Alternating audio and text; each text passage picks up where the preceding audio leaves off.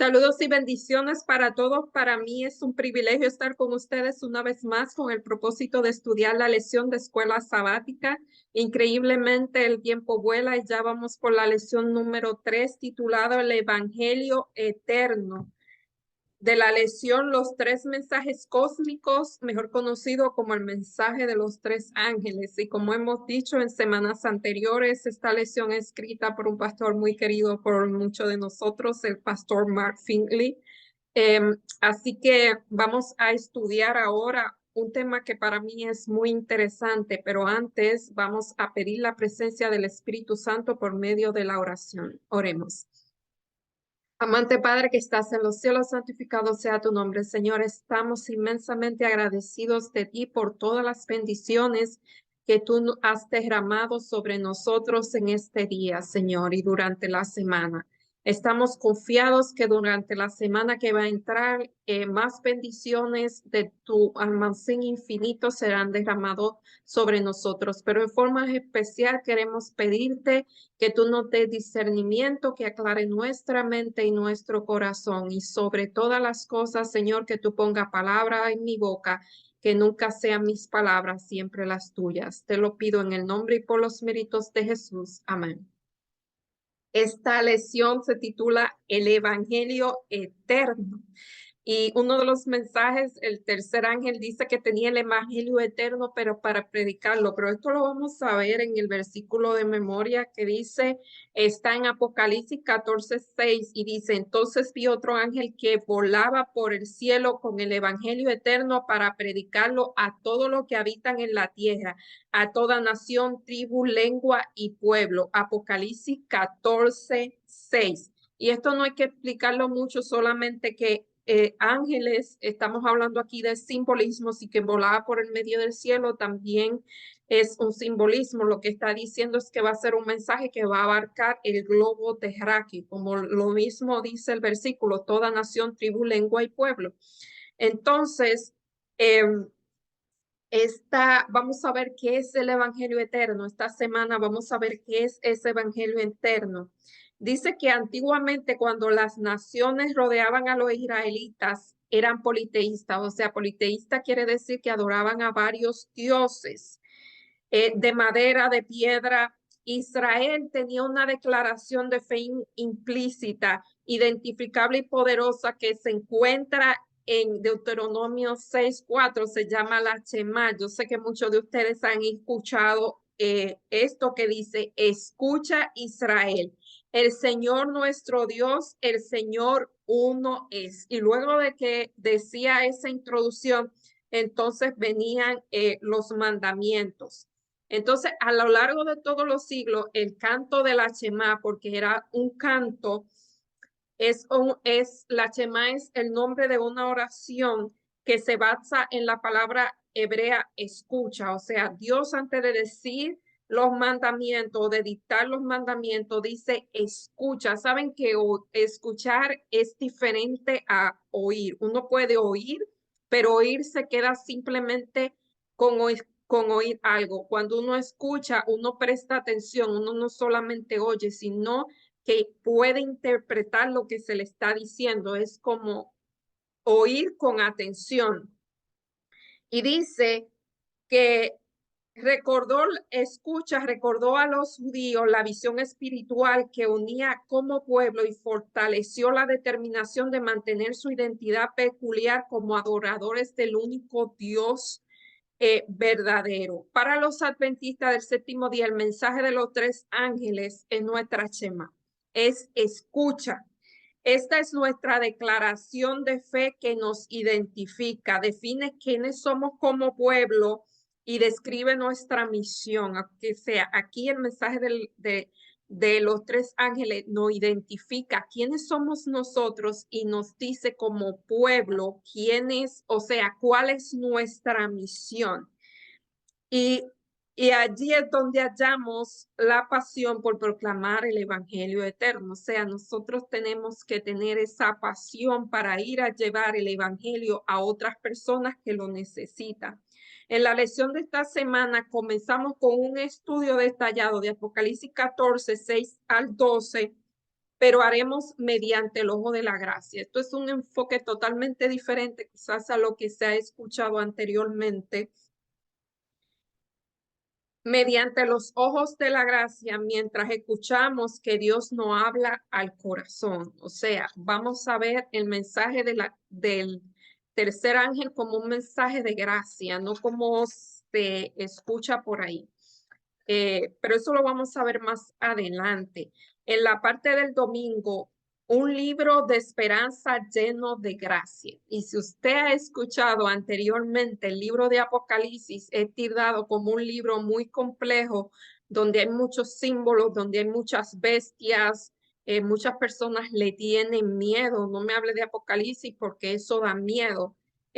Pero ahora vamos a ver este libro como el mensaje de la gracia. Una vez escuché, esto cambió totalmente mi paradigma de cómo ver este libro, que el libro de Apocalipsis realmente era una historia de amor de Dios para su pueblo, para su iglesia. Eso cambió totalmente, vuelvo y digo, mi forma de ver el libro de Apocalipsis, y ahora este escritor está haciendo el mismo enfoque. Dice, a considerar el último libro de la Biblia, eh, de Apocalipsis, uno no piensa en la gracia de Dios, realmente uno piensa en juicio, uno piensa en un Dios que está irado, uno piensa, o sea, en guerras, en todos los sucesos negativos que están pasando o que van a pasar a los últimos años de nuestra historia, menos el tema de la gracia, y eso es lo que vamos a ver, y esto es lo emocionante de esta lección. Y más allá, aunque a mí me encantan los símbolos y descifrar los símbolos y ver las bestias, lo más interesante es ver la gracia y el amor de Dios que está entre las líneas de este libro. Eso es lo importante que vamos a enfocar esta semana. Es decir, aún en medio del mensaje de bestias aterradoras, la advertencia de persecución y los tiempos difíciles que vendrá, Dios aún así nos da razones para regocijarnos en la salvación. ¿Y por qué nosotros debemos regocijarnos? Porque dice la Biblia que cuando ustedes vean estas cosas, regocijaos porque vuestra redención está cerca. O sea, la redención, a pesar de que si aquí se anuncian momentos difíciles, el enfoque debe ser en Jesús, y el enfoque debe ser en que Él ya ganó la victoria, y el enfoque debe ser en que cuando termine todo eso, entonces vendrá nuestra redención. Entonces ese es el motivo de alegría. Y aquí en Apocalipsis 1, 1 al 3, este verso es muy conocido. Bueno, por lo menos para mí, dice la revelación de Jesucristo que Dios dio para manifestación a sus siervos, las cosas que deben suceder pronto, y la declaró enviándola por medio de los ángeles a su siervo Juan, que ha dado testimonio de la palabra de Dios y del testimonio de Jesucristo y de todas las cosas que he visto. Bienaventurado. O sea, sobre este libro hay una bienaventuranza. Bienaventuranza el que lee y los que oyen las palabras de esta profecía y guardan las cosas en ella escritas, porque el tiempo está cerca. Y esto lo escribió el apóstol Juan hace casi 2000 años. Así que podemos imaginar, si en ese tiempo estaba cerca, cómo será ahora. Y en Apocalipsis 14:6, Apocalipsis 14:6 nos dice: y vi volar por medio del cielo a otro ángel que tenía el evangelio eterno para predicarlo a los moradores de la tierra, a toda nación, tribu, lengua y pueblo. O sea, aquí nos dice el mismo versículo introductorio, lo vamos a ver una y otra vez durante la semana. Y esto es muy interesante. Dice, todo Apocalipsis se trata acerca de Jesús, aunque ustedes no lo crean. No podemos enfocar en las bestias, aunque las bestias lo que están simbolizando algo que va a suceder, o sea, están simbolizando algún reino o están simbolizando al mismo Jesús, o sea, que son símbolos realmente. Eh, de punta a cabo del libro se describe a Jesucristo como el Cordero Inmolado y se promete una bendición a quienes leen y actúan conforme a las verdades que son aquí reveladas. Según Apocalipsis 1 a 6 dice, Jesús es el que nos ama. Eso es lo que nosotros debemos recordar aquí, que con su sangre nos libró de los pecados y nos constituyó en un reino de sacerdote para servir a su Padre. En Cristo tenemos perdón. La gracia perdona nuestro pasado. Esto es muy interesante saber. La gracia perdona nuestro pasado, empodera nuestro presente y nos ofrece esperanza para el futuro. Es decir, en Cristo nos libramos del castigo y del poder de pecado, y un día pronto nos libraremos de la presencia del pecado. Este es el mensaje del último libro de la Biblia de Apocalipsis. O sea, eso es lo que Dios nos está librando. Y quiero decirlo otra vez, la gracia nos perdona nuestro pasado, empodera nuestro presente y nos da esperanza para nuestro futuro. Esto es sumamente interesante. Y también es un mensaje urgente que primeramente se ilustra en un ángel que vuela rápidamente por medio del cielo. O sea, esa es la rapidez con que este evangelio va a ser diseminado y que va a ser a través de la tierra. Entonces, el ángel, la salvación por la fe en Cristo. O sea, esto es muy interesante y esto es muy importante que nosotros lo entendamos, que la salvación, el evangelio, ¿qué es el evangelio? El evangelio es buena nueva y primero, ¿qué nos dice? Que la salvación es por la fe en Cristo.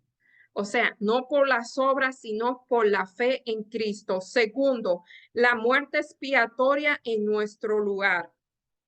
La muerte expiatoria, la promesa de la vida eterna, no solo para que nosotros podamos hacer, sino por lo que Cristo ha hecho por nosotros. O sea, nosotros debemos ver que no solamente Cristo nos da la salvación que es por la fe, la muerte expiratoria en nuestro lugar y la promesa de vida eterna. O sea, Dios nos promete la vida eterna no porque lo que nosotros podamos hacer, y esto es muy interesante, porque a nosotros los seres humanos nos encanta hacer.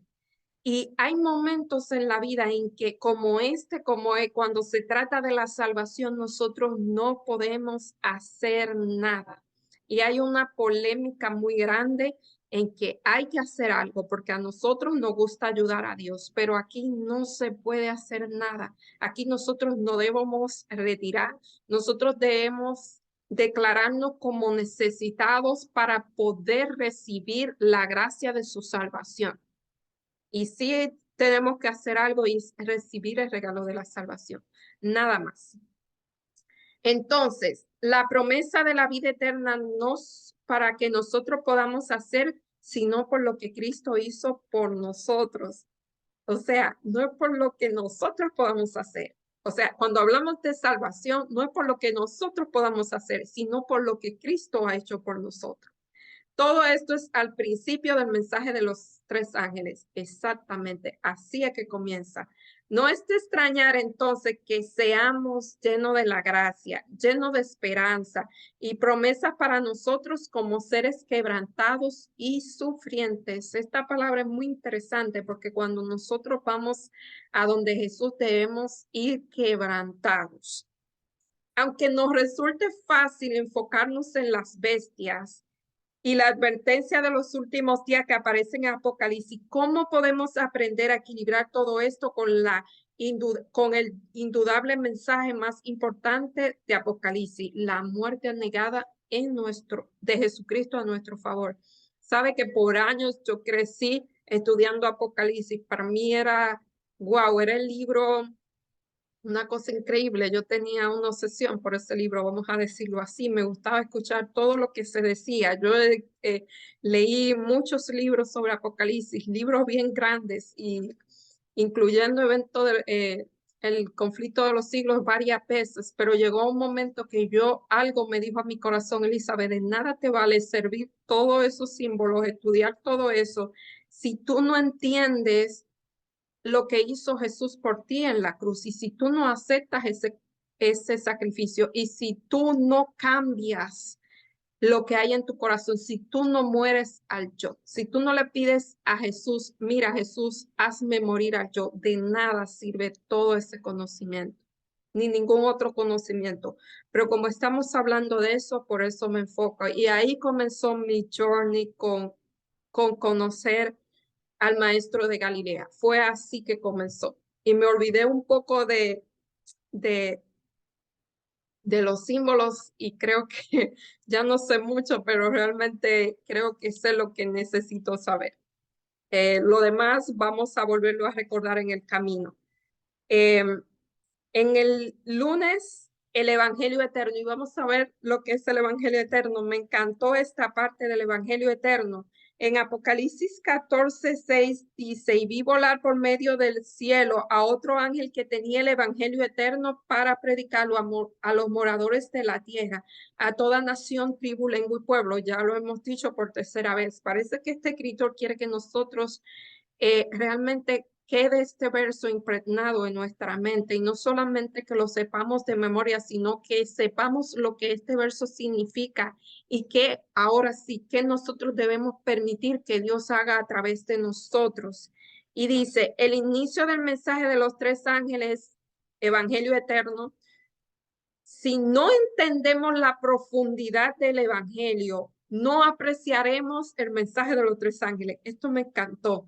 Nunca podremos comprender cabalmente los elementos del mensaje. La hora de su juicio ha llegado. La caída de Babilonia, la marca de la bestia, si no entendemos el Evangelio. Y esto fue lo que yo aprendí. Si uno no entiende el Evangelio, si uno no abraza el evangelio, si uno no permite que el evangelio trabaje en nosotros, de nada le sirve a uno conocer qué son cada una de esas cosas. Si no permitimos que Dios transforme nuestro corazón y quite todas esas cosas que debe quitar, de nada va a servir el conocimiento de esto. Y ahora vamos a ver qué es el evangelio, porque me voy a montar en tarima y no voy a terminar con esto. Y en Primera de Corintios 15, 1 al 4, Primera de Corintios 15, 1 al 4. Además, os declaro, hermanos, y ahora vamos a ver esto paso por paso.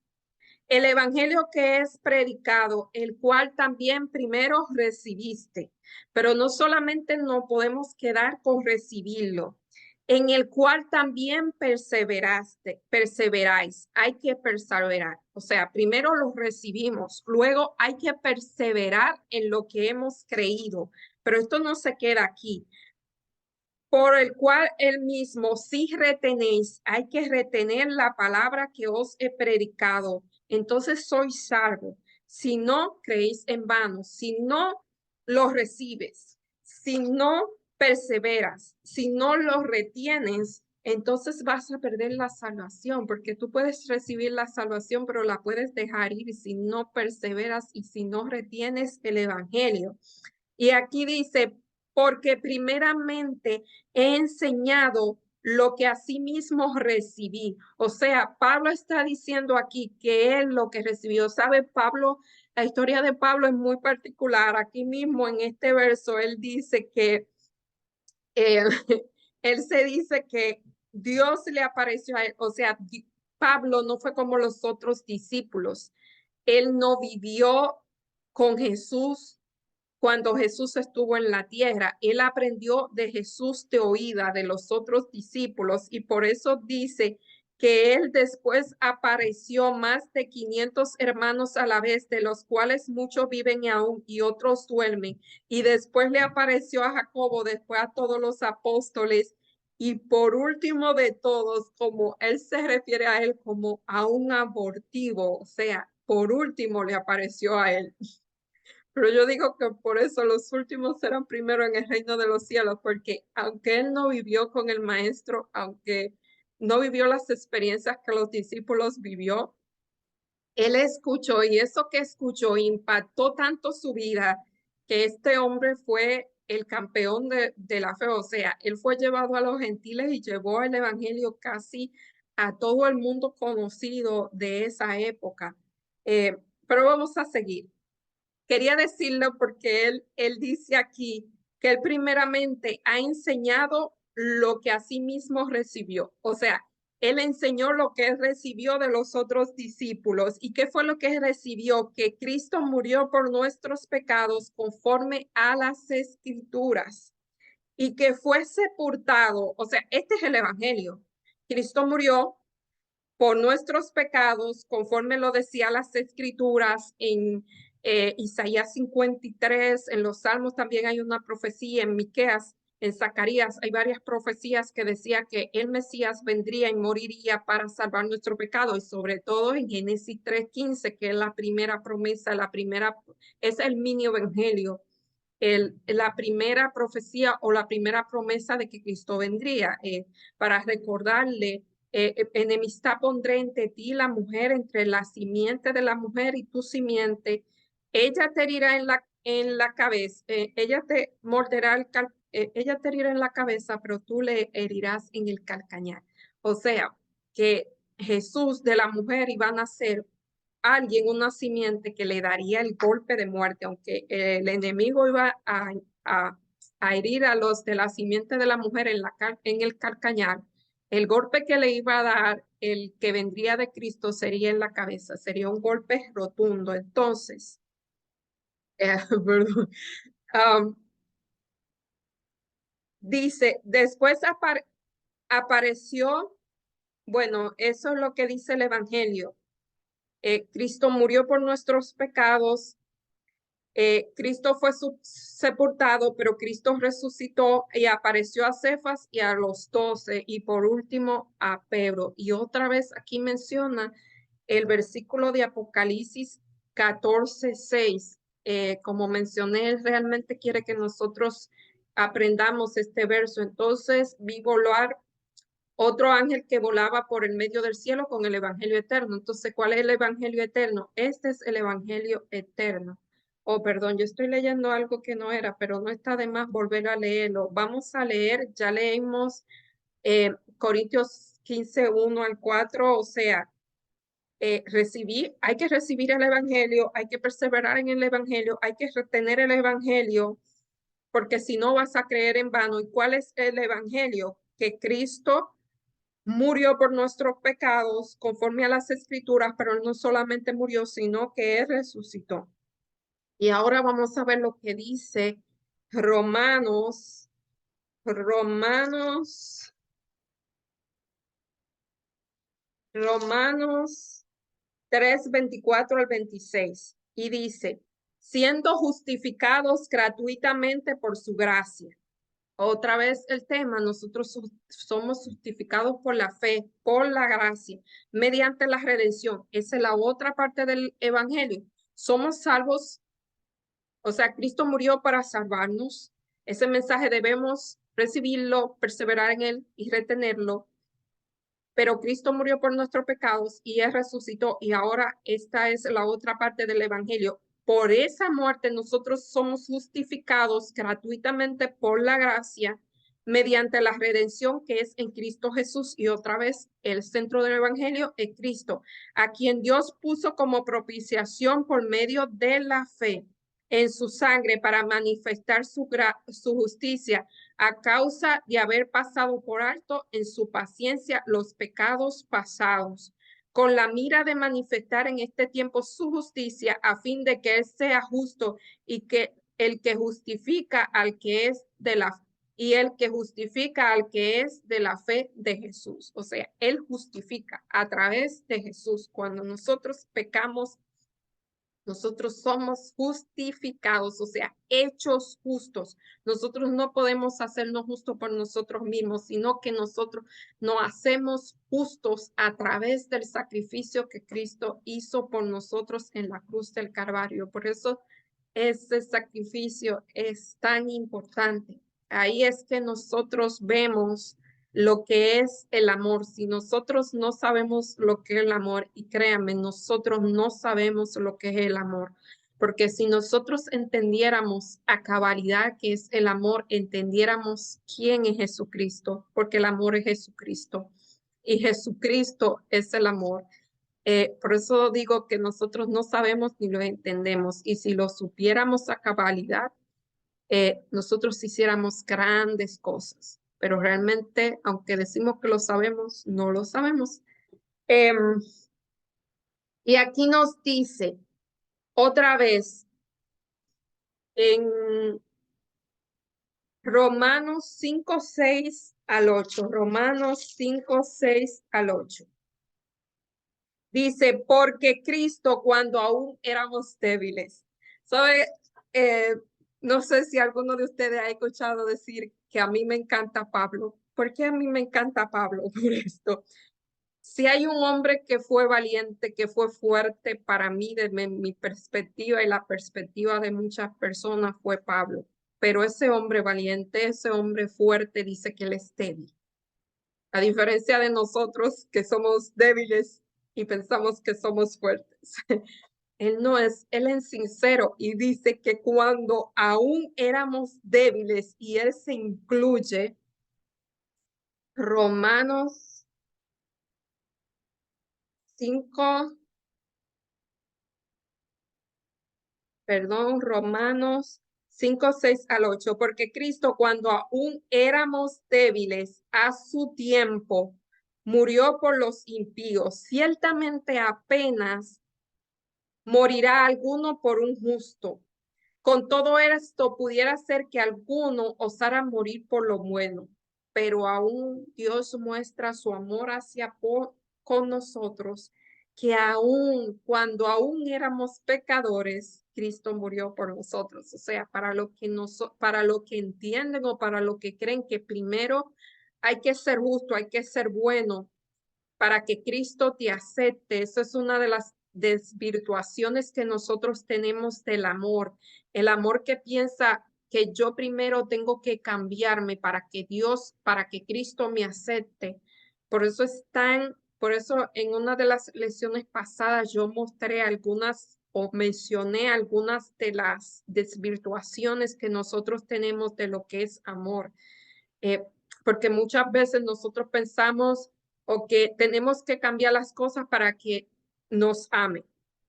Y nosotros no podemos cambiar nada para que Dios nos ama. Ya Dios nos ama como somos. Lo único que Dios no nos deja como solo. Ese mismo amor que Dios no tiene nos lleva a que Él quiera transformar nuestra vida para que seamos mejores, para que vivamos mejores vidas para eso.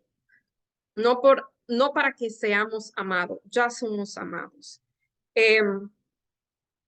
Dice, de gloriosa resurrección y de su eterno amor y preocupación por nosotros, por la fe en su sangre derramada.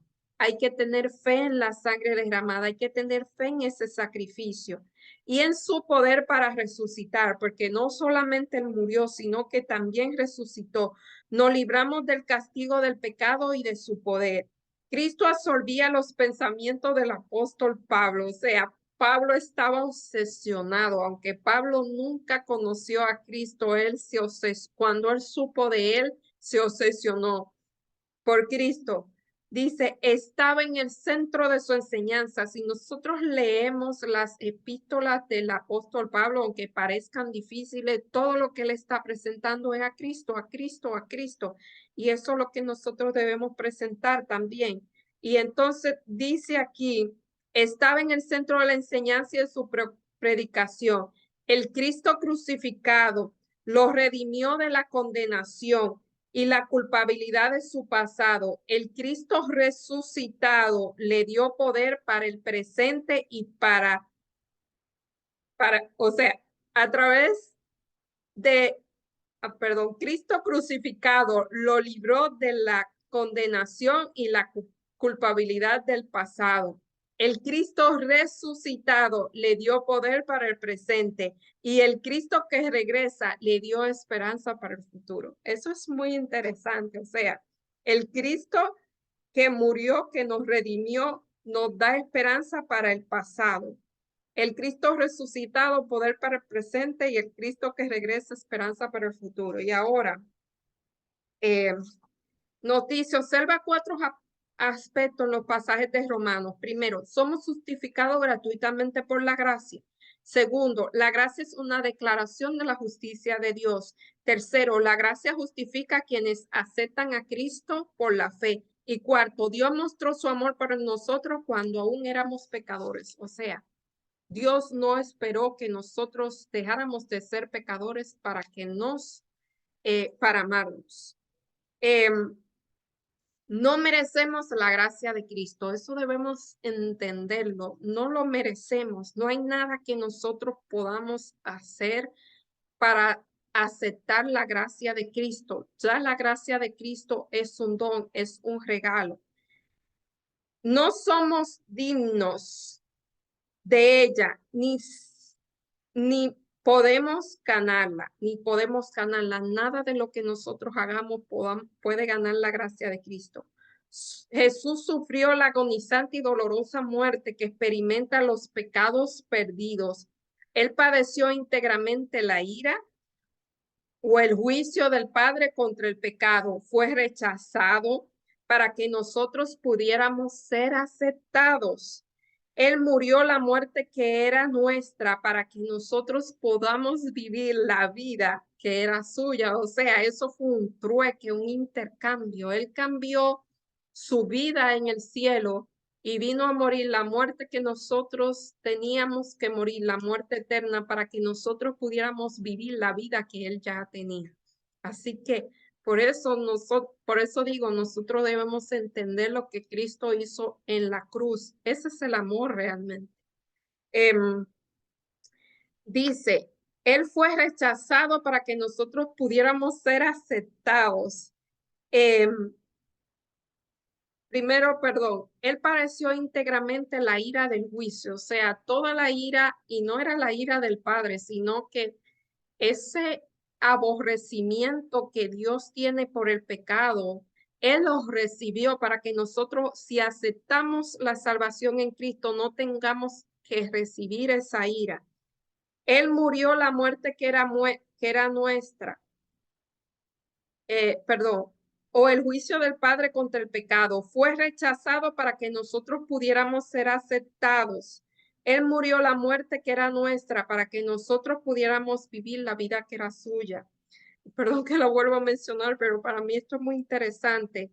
Nos sorprende entonces que la salvación deba ser por fe, sin las obras de la ley. Y aquí me voy a detener porque hay unos márgenes muy finos, hay algo muy fino aquí que dice que nosotros no podemos creer que somos salvos por gracia, por las obras. Y otra vez lo digo, si nosotros fuéramos salvos por la gracia, entonces el, eh, la salvación contaría como salario, como dice Pablo, contaría como salario, o sea, sería un fruto de algo que yo hice, ya no sería gratuita, pero es gratuita porque realmente nosotros no hacemos nada. Y una de como entendemos esto, yo he mencionado aquí que estoy estudiando el libro de Mateo.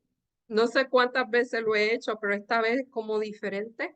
Y hay una parábola que dice de los labradores. Uno fue a trabajar a las 8 de la mañana, que era o sea, un hombre tenía una viña y fue a trabajar a las 8 de la mañana, buscó trabajadores para que fueran a trabajar a su viña a las 8 de la mañana, a las 9. Cada hora él iba a buscar trabajadores y a todos le ofreció el mismo pago, un denario. Y lo que fue una hora antes de salir, de terminar la jornada, le pagó lo mismo. Y lo que comenzaron a las 8 de la mañana se quejaron y él le dijo, pero es que yo le pago lo que yo quiera, yo combine con todo un denario que era el salario de un día. Si yo quiero darle al que llegó último, le quiero dar, pues ya es cosa mía. ¿Por qué? ¿Qué quiere decir esto? En términos humanos sería algo bien injusto, pero en términos espirituales lo que significa es que nosotros, lo bueno que nosotros podamos hacer es o sea, es el producto de Cristo morando en nosotros. Así que no no son obras nuestras. Y tengo que parar porque este tema para mí es apasionante, así que podría hacer este video muy largo, así que vamos a seguir. ¿Qué podría añadir nuestras obras, incluso la que hacemos con las mejores intenciones? Mire, no importa que usted haga las obras con las mejores intenciones, no importa lo que sea que usted haga, no sea que sea por medio del, es más, si por medio del Espíritu Santo, entonces ya no son sus obras. ¿Y qué plan? El plan de la salvación se puso en marcha incluso ante el principio del tiempo. Segunda de Timoteo 1:9, Tito 1:2, Efesios 1:4, lo que ayuda a explicar por qué se llama el Evangelio eterno antes de crear el mundo. O sea, este plan no fue como que, pecaron, ¿qué vamos a hacer? Vamos a hacer un plan. No, antes de que él creara al ser humano, ya él tenía un plan. Él dice, conforme a las escrituras y que resucitó al tercer día, conforme a las escrituras, o sea, perdón, siendo justificado gratuitamente por su gracia mediante la redención. Esto no es lo que yo quiero leer, sino que hay un texto en segunda de Timoteo 1:9, en Tito 1:2, Efesios 1:4, que dice que antes de la fundación del mundo ya el Señor, o sea, ya ellos sabían lo que sucedería y ellos tenían un plan. El plan de la redención ya estaba orquestado, así que eso no fue que se salió de la manga. En el martes, una historia de gracia nos habla el mensaje de los tres ángeles, una historia de gracia. Yo no sé si ustedes han escuchado esto anteriormente, pero esto es muy interesante y es la historia del amor inmensurable de nuestro Salvador. Una historia en que Jesús ama tanto que prefirió experimentar el mismo infierno.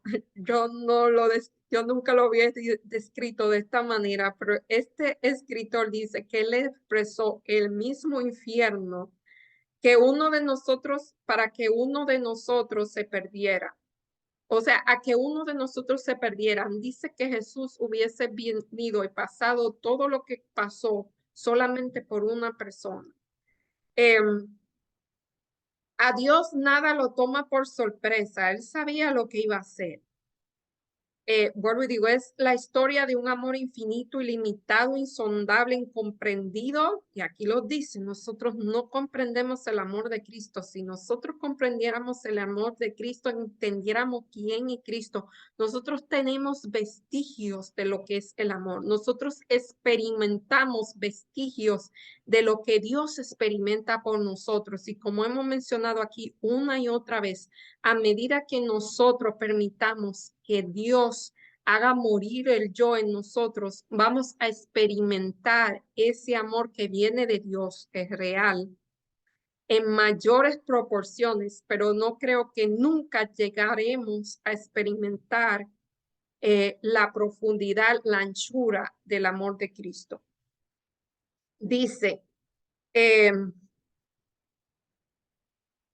a Dios nada le toma por sorpresa, no es sujeto a los vientos cambiantes de las decisiones de la humanidad, como hacemos algunos de nosotros, que hoy una vez decidimos blanco y después decidimos negro o decidimos amarillo.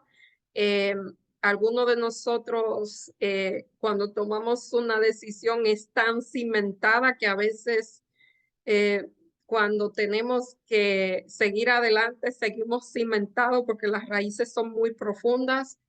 Otro de nosotros, las raíces son tan superficiales que nada pasa, pero, o sea, todo es diferente de cada ser humano, pero nunca va a llegar a lo que es la plenitud del amor de Dios. Su plan para librarnos del poder del pecado no fue un pensamiento tardío después de que el pecado levantara su horrenda cabeza, sino que eso fue antes de la fundación del mundo. En Apocalipsis 13:8 nos dice, Apocalipsis 13:8, y la adoraron todos los moradores de la tierra. ¿Quién adoraron? cuyo nombre no están escritos en el libro de la vida del Cordero que fue inmolado desde el principio del mundo. Así que ya sabemos quién es el Cordero que fue inmolado, es Cristo. Y esto vamos a vincularlo con Primera de Pedro 1, 18 al 20. Y dice, sabiendo que fuiste rescatado de nuestra vana manera de vivir, la cual recibiste de vuestros padres, no con cosas corruptibles como oro o plata, sino con la sangre preciosa de Cristo, como de un cordero sin mancha, sin contaminación, ya destinado, y aquí lo dice, desde antes de la fundación del mundo, pero manifestado en los postreros días por amor de vosotros. O sea, que fue por la sangre de Cristo otra vez, que nos enseña entre esto desde el plan de la salvación, que fue orquestado antes de la fundación del mundo y fue por amor al Padre y fue entregar, o sea, Dios en el persona de Jesús se entregó, se ofreció para morir, venir a morir por nosotros. Y la frase evangelio eterno, ese es el evangelio eterno, habla del pasado, el presente y el futuro. Cuando Dios creó la humanidad con la capacidad de tomar decisiones morales, ya lo vimos, Dios nos hizo libres, Dios nos hizo el libre albedrío. O sea, él creó a los seres humanos con esta capacidad y para mí es como que él se tomó, como mencionamos anteriormente, él se tomó el riesgo porque es como darle un arma a un niño. Ellos podemos decidir y podemos decidir eh, por cosas que no sean Dios realmente. Así que él se tomó ese, ¿cómo le digo? Él se la jugó fría, como dicen por ahí, de que nosotros podemos no decidirnos por él. Aquí dice, tan pronto como las criaturas tuvieron la capacidad de elegir, tuvieron la capacidad de rebelarse, y eso fue lo que ocurrió, de rebelarse contra él o contra la naturaleza amorosa de Dios. La única manera de evitar esta realidad hubiese sido crear seres sin voluntad, seres robots, controlados y manipulados por algún plan cósmico divino. La lealtad forzada es contraria a la naturaleza misma de Dios. El amor requiere una decisión y una vez los seres se le dé el poder de decidir, existe la posibilidad de tomar decisiones equivocadas. Eso lo estemos. Y yo digo, lo mencioné la semana pasada, cada día tomamos decisiones equivocadas. Lo importante es recapacitar y saber y volver. O sea, nosotros no salimos del camino y entonces no volver al camino, realmente volver al camino.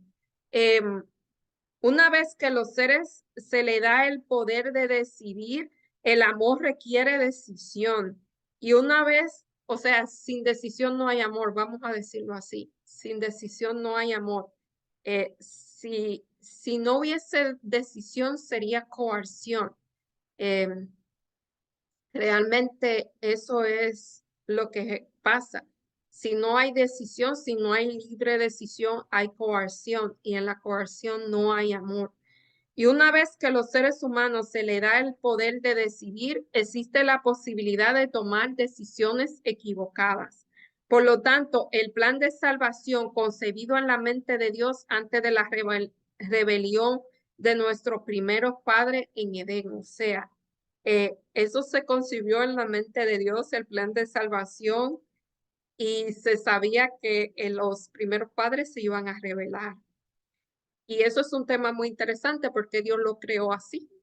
Es mucha tela para cortar y mejor no entramos ahí. Pero en el deseado de toda la gente, la página 13 dice, el plan de nuestra redención no fue una reflexión ulterior, o sea, no fue una decisión superficial. Un plan formulado desde la caída de Adán fue una revelación del misterio por los tiempos eternos, fue guardado en silencio, fue una manifestación de los principios que desde las edades eternas había sido fundamento del trono de Dios. O sea, que no fue algo superficial, no fue algo a la ligera, fue algo planeado. Y aquí dice, el Evangelio eterno no solo nos habla del pasado y del presente, sino además nos habla de una base de un futuro con esperanza. Habla de vivir eternamente con aquel cuyo corazón sufre por estar con nosotros para siempre. Esto es muy interesante. ¿Ustedes se imaginan el corazón de Dios sufrir por estar con nosotros para siempre? Estas son palabras fuertes, o sea, el amor de Dios es sufrido. Dios no quiere que nosotros suframos por amor, pero el amor que él tiene es sufrido. Y digo que Él no quiere que suframos por amor porque realmente cuando nosotros sufrimos como sufrió Pablo, que sufrió persecución y todas las cosas, Él lo tenía eso por gozo. Eso le daba gozo. ¿Por qué? Porque Él estaba en Cristo. Cristo le daba una gracia especial, dice el Espíritu de Profecía, que cuando los mártires padecían por el martirio, valga las redundancias, recibían una gracia especial. Quizás por eso Pablo estaba con Sila, estaba amarrado en una cárcel fría, húmeda, con cepos en sus manos y en sus pies, y aún así cantaba. Él no estaba sufriendo. Y en Efesios 1:4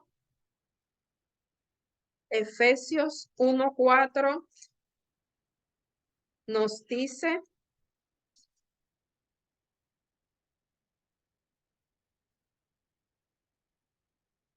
según nos escogió en Él antes de la fundación del mundo para que fuésemos santos y sin mancha delante de Él.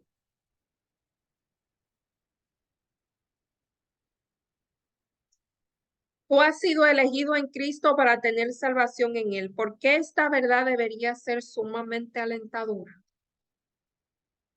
Realmente lo que nos da esperanza en este mundo, realmente es el motor que nos ayuda a seguir adelante, esa promesa.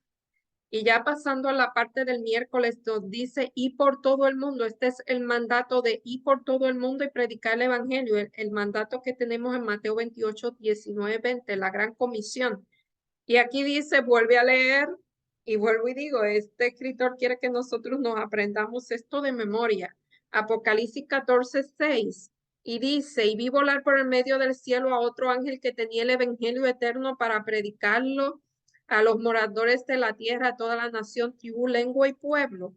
Entonces, ¿cuál es el alcance de la proclamación del Evangelio eterno y por qué la respuesta es importante para nosotros, la misión de la iglesia? O sea, cuando dice aquí que vi predicar el volar por el medio del cielo, este ángel con la rapidez de un ángel atravesaba los cielos, quiere decir que em, va a ser de alcance mundial esta proclamación. Según el mensaje urgente para el tiempo del fin del primero de estos tres ángeles, el Evangelio eterno debe proclamarse a toda nación, tribu, lengua y pueblo. He aquí una misión tan grande, tan inmensa, tan abarcadora, tan completa, que ocupa toda la atención, exige nuestros mejores esfuerzos y requiere nuestro compromiso total. Nos saca de la preocupación por nuestro interés personal a la pasión por medio del servicio de Cristo. Y esta vez este escritor está mencionando la palabra pasión. Realmente, aunque para muchos de nosotros, algunos de nosotros, la pasión puede tener connotaciones diferentes. Para algunos la pasión es como, vuelvo y digo, como es el amor, un fósforo que se prende, fue y dura un tiempo y se apagó y se acabó. Pero para otros de nosotros la pasión es un motor que nos mueve por mucho tiempo. O sea, es lo que nos da esa energía para hacer las cosas, pero no es fugaz, es a largo alcance. Y esa es la pasión que se necesita, la que tuvo Pablo, la que tuvo Pedro. Esa realmente es. Eh, y aquí perdón,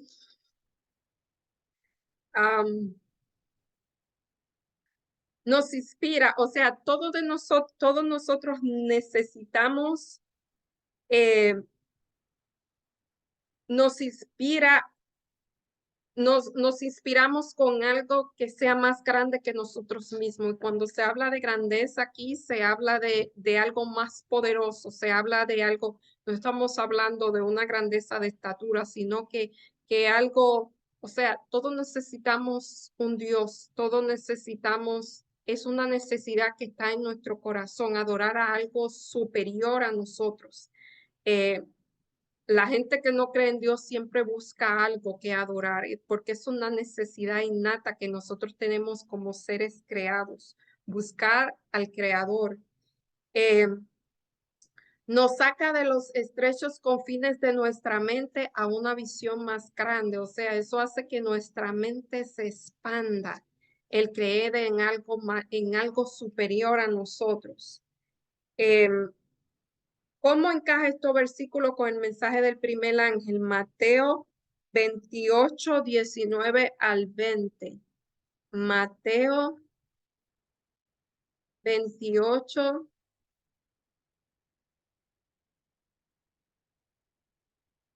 Mateo 28, 19 al 20.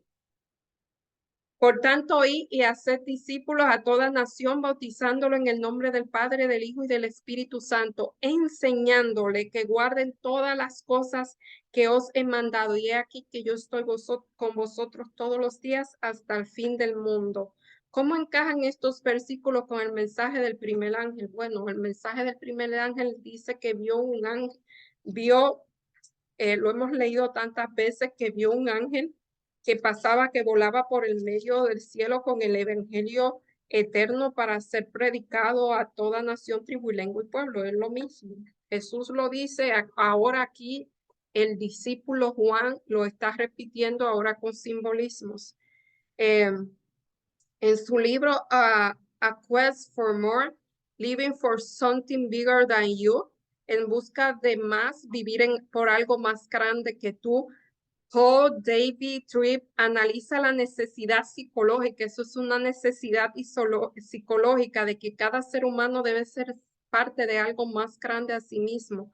Los seres humanos fueron creados para ser parte de algo más que su propia vida. El pecado hace que reduzcamos nuestra vida al tamaño de nuestra vida. O sea, si nosotros adoramos a algo que es más pequeño, que nosotros reducimos nuestra vida cuando nosotros tenemos dioses ajenos delante de nosotros que son de madera, de piedra, nosotros reducimos nuestra vida a eso.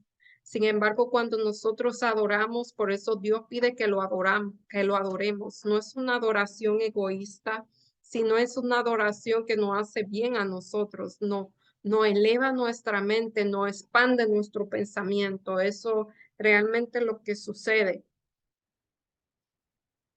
La gracia que recibimos de Cristo es para rescatarnos de los confines claustrofóbicos de nuestro propio reinicio centrado en nosotros mismos. Si nosotros vemos nada más, nosotros pensamos en nosotros y es el yo.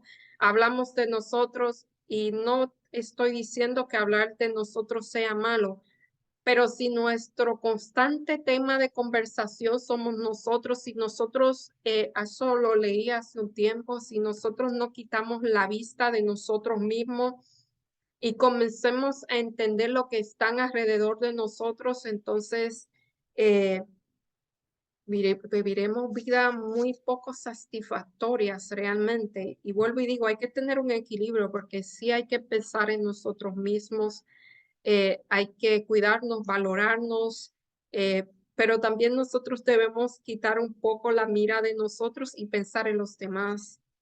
Eh,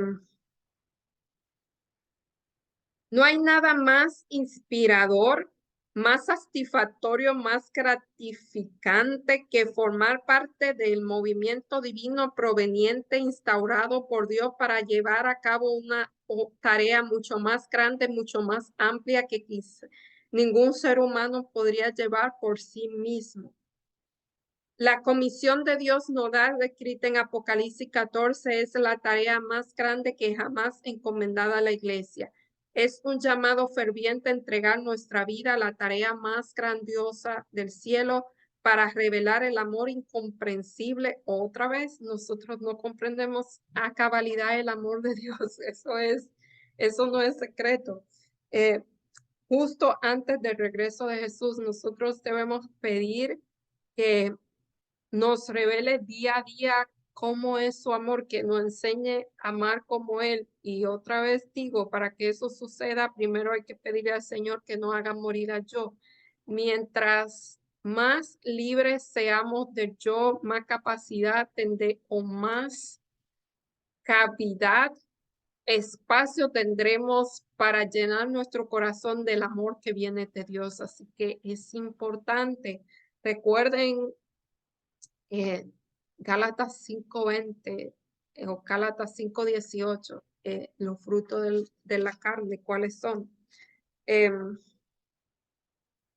¿Cuál ha sido tu experiencia al formar parte de algo más grande que tú? Esa experiencia, ¿cómo te ayuda a entender el argumento del estudio de hoy? Además, ¿qué podría ser más grande que el hecho de que el creador del cosmos te use para marcar la diferencia en el universo? Si ustedes querían hacer algo grande, prediquen el evangelio y van a marcar la diferencia en el evangelio.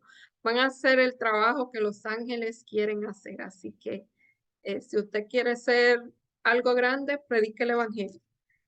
Un movimiento misionero. Mediante un estudio perspectivo y profundo de la Biblia, los primeros adventistas tuvieron una gran comprensión cada vez mayor de la importancia de estos mensajes. Sintieron que Dios tenía un mensaje hecho a la medida para esta generación. Era un mensaje urgente para el tiempo del fin que debe proclamarse a toda nación, tribu, lengua y pueblo, a fin de preparar un mundo para el regreso de Cristo.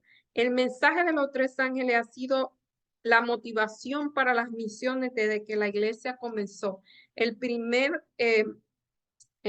misionero que la iglesia general o la conferencia general envió a las misiones fue Andrews.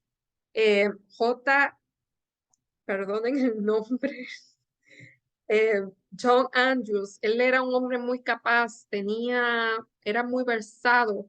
Y menciono eso porque en ese momento se necesitaba, él era como un Pablo, se necesitaba un hombre una persona que hablara varios idiomas porque iba a ir a las misiones. Él conocía la Biblia casi de memoria. Se dice que conocía el Nuevo Testamento. O gran parte del Antiguo Testamento.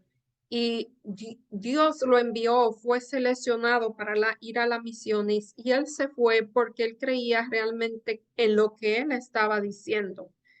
Creía que Jesús vendría pronto, que el mensaje de la verdad para el último tiempo debía llegar al mundo entero. Y después de eso, Dios ha escogido personas de todas las profesiones, maestro, personal médico, pastores, agricultores, mecánicos, carpinteros, comerciantes de todo tipo, personas de todo tipo, y todos han tenido una cosa en común. Ellos realmente creen lo que están diciendo, porque para dejar la comodidad del mundo conocido como lo hizo J. Andrews, para dejar la comodidad de un mundo conocido e irse a los desconocidos, realmente él entendía cuál era la misión.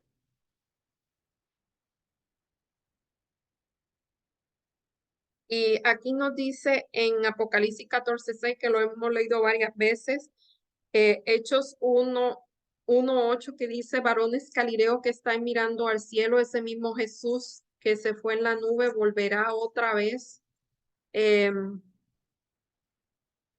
Hechos 1:8.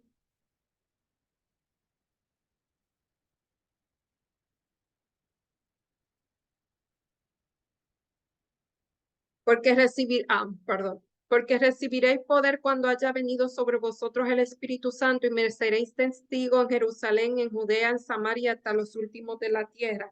En Mateo 24:14, vamos a ver cuál es la similitud de estos versos. 24:14 dice, y será predicado este evangelio de reino por todas las naciones por testimonio, entonces vendrá el fin. Vemos que estos versos hablan de predicar el evangelio, pero en Hechos 1:8 dice cuál es la clave de que esa misión se lleve, y dice, seréis llenados del Espíritu Santo. Saben, hace un tiempo, bueno, hace mucho tiempo yo le escuché una charla am, del tesorero. En ese tiempo era tesorero asociado, y luego fue el tesorero, era subtesorero de la conferencia general.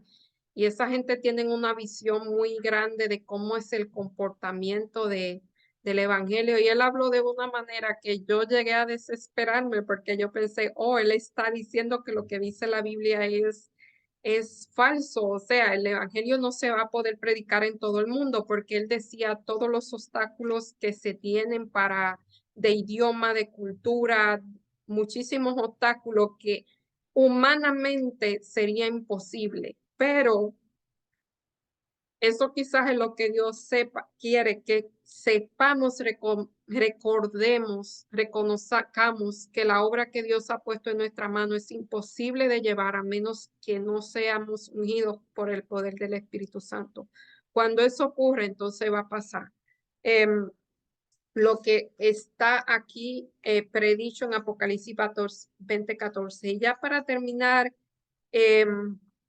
nosotros otra vez se nos invita a reflexionar de que nosotros vivimos una vida limitada, efímera y corrupta, maltrecha, decepcionante. No sé si hay más adjetivos de esa índole. Este deseo también tiene mucho sentido físicamente y aquí nos dice que nosotros somos, no quiero mencionar mucho esto porque es deprimente decirlo, somos una bolsita de carne que es llevada por un cerebro y todo eso cambia con el poder del libre albedrío, por el poder de ser llamado hijo de Dios, por esa capacidad que Dios nos dio para elegir. Siervo de Dios, aquí nos habla en El conflicto de los siglos, la página 670, siervos de Dios con semejantes, iluminados y resplandecientes de santa congregación, se apresuran de lugar a lugar para predicar el evangelio del cielo. Miles de voces darán la advertencia por la tierra, se realizarán milagros, los enfermos sanarán, los signos y los prodigios seguirán a los creyentes. Satanás también efectuará sus falsas maravillas hasta el punto de hacer caer fuego. O sea, esto es lo que nos está diciendo que va a pasar al fin de la tierra. Dice que miles de voces darán su advertencia por toda la tierra. Se realizarán milagros, los enfermos sanarán y los signos y los prodigios seguirán a los creyentes. O sea, se hará la misma obra que Jesús hizo como estuvo en la tierra, pero se hará en grandes dimensiones, porque Jesús solamente estuvo en Galilea, en Capernaum, en algunos lugares, pero ahora la obra va a ser más abarcante. No es que va a ser una obra mayor, sino que va a ser más abarcante. Y dice, seguirán a los creyentes. Satanás también efectuará sus falsas maravillas hasta el punto de hacer caer fuego del cielo. Esto va a ser una guerra entre la verdad y la mentira. Y yo siempre he dicho que para reconocer la mentira hay que saber la verdad, porque Satanás no dice una mentira completa, él dice una verdad, él dice una mentira disfrazada de verdad o viceversa. Es como si los habitantes de la tierra volvieran a tener para sí adoptar una posición. O sea, hay que adoptar una posición. O estamos con él o no estamos con él. Y vuelvo y digo, nosotros podemos decir de boca que estamos con él, pero realmente son nuestros hechos lo que demuestra con quién estamos. Así va a ser predicado el evangelio al fin del mundo.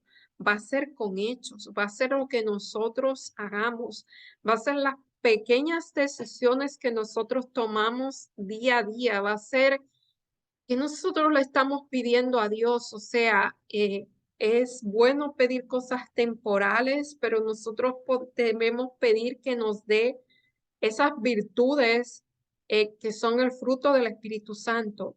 Realmente debemos pedir intencionalmente que Dios more en nosotros y debemos pedir que Dios nos capacite a hacer la obra que Dios ha puesto en nuestras manos, que es predicar el Evangelio.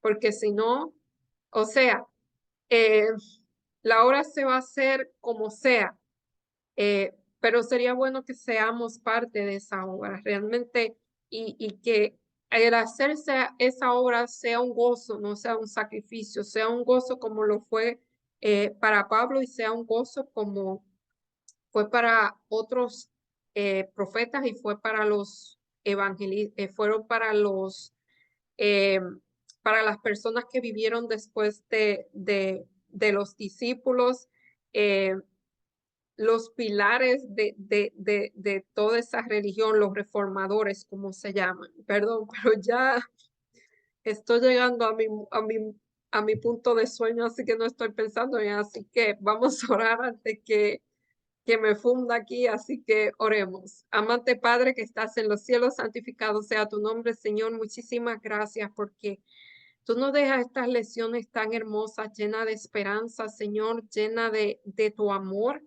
Eh, Pedimos, Señor, que tú abras nuestra mente, nuestro entendimiento. Nos declaramos débiles, Señor. Nos declaramos que no podemos hacer nada sin tu presencia, sin tu ayuda. Declaramos, Señor, que nada bueno hay en nosotros. Declaramos, Señor, que a veces no es difícil entender tu palabra por simple que sea, pero nuestros filtros están tan bloqueados por las cosas de este mundo que a veces nos da trabajo entender lo que tú quieres decirnos, Señor.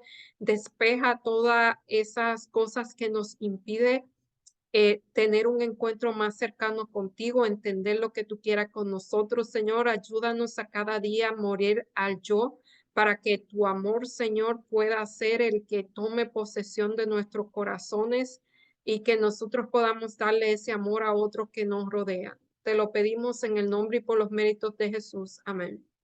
Bye y hasta la próxima semana.